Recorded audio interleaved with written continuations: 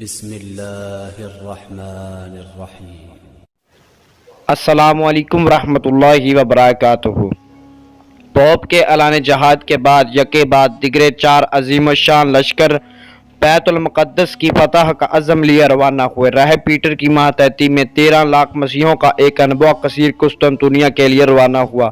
ان لوگوں نے راستے میں اپنے ہی ہم مذہب لوگوں کو قتل و غارت اور لوٹ مار کا نشانہ بنایا۔ بلغاریہ سے گزرنے کے بعد یہ لوگ قسطنطنیہ پہنچے تو رومی بادشاہ نے ان کے اخلاق و سوز حرکتوں کی وجہ سے ان کا رخ ایشیائی کوچک کی طرف موڑ دیا۔ جب یہ اسلامی علاقے میں داخل ہوئے تو سلجوقی حکمران قلج ارسلان نے ان کے لشکر کو کوتاہ وبالا کر دیا اور ان کے کثیر تعداد قتل ہوئی۔ صلیبیوں کو یہ مہم قطعی ناکام رہی۔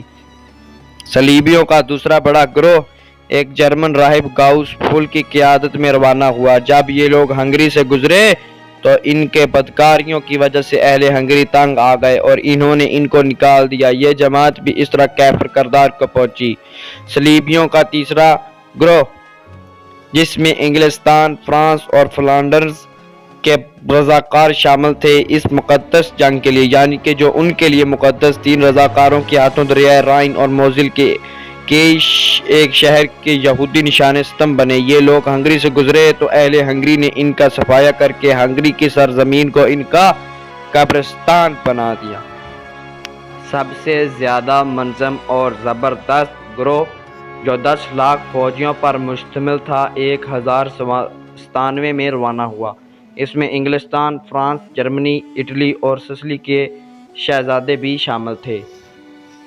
اس متحدہ فوج کی کمان ایک فرانسیسی گارڈ فریکسپور تھی۔ ٹڈی دل کا یہ لشکر ایشیائی کوچک کی طرف روانہ ہوا اور مشہور شہر کونیا کا محاصرہ کر لیا۔ قلج ارسلان نے شکست کھائی۔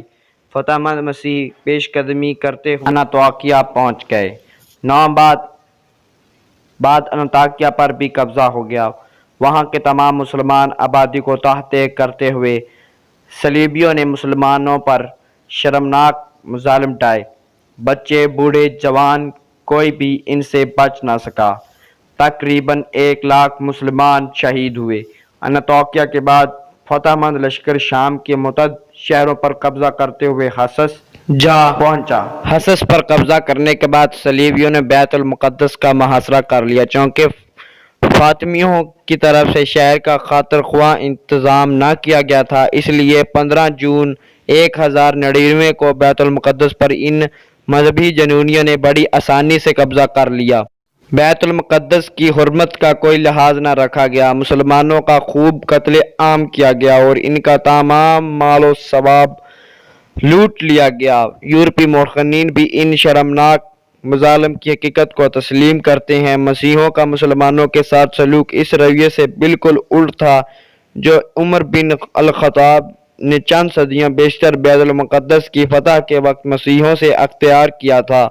بیت المقدس کی ارد گرد کے علاقوں پر قبضہ کرنے کے بعد گاڈفرے کو بیت المقدس کا بادشاہ بنایا گیا اور مفتوحہ علاقوں کو مسیحی مملکتوں میں بانٹ دیا گیا، جس میں طرابلس، انطاکیہ اور شام کے مختلف علاقے شامل تھے۔ اس شکست کا سب سے بڑا سبب مسلمانوں کی باہمی نا اتفاقی تھی، بد نظمی اور انتشار کا عمل تھا۔ سلجوقیوں کے انتشار کے دوران عماد الدین زنگی کی زبردست شخصیت ابھری۔ عماد الدین نے زنگی حکومت کی بنیاد ڈالی اور مسلمانوں کی پھر حیات نو بخشی۔ موصل، حران، حلب وغیرہ کے علاقوں کو فتح کر کے زنگی نے اپنی سلطنت میں شامل کر لیا۔ عماد الدین زنگی نے جس جرأت اور حوصلہ مندی سے صلیبیوں کا مقابلہ کیا اور ان کو زبردست شکستیں دی وہ تاریخ اسلام کے قابل فخر باب ہیں۔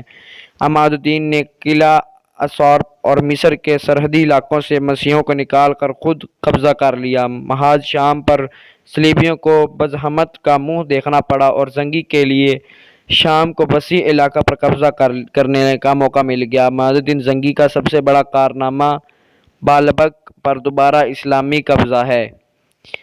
دوستو، اگر آپ دوسری ویڈیوز دیکھنا چاہتے ہیں دوسری صلیبی جنگ کی تو ہمارے چینل کو سبسکرائب کریں اور بیل آئیکن کو بھی ضرور پریس کریں تاکہ ہم جب بھی ویڈیو اپلوڈ کریں آپ تک بآسانی سے پہنچ سکے۔ والسلام، دعاؤں میں یاد رکھیں۔ آپ کا ہوسٹ محمد جاوید۔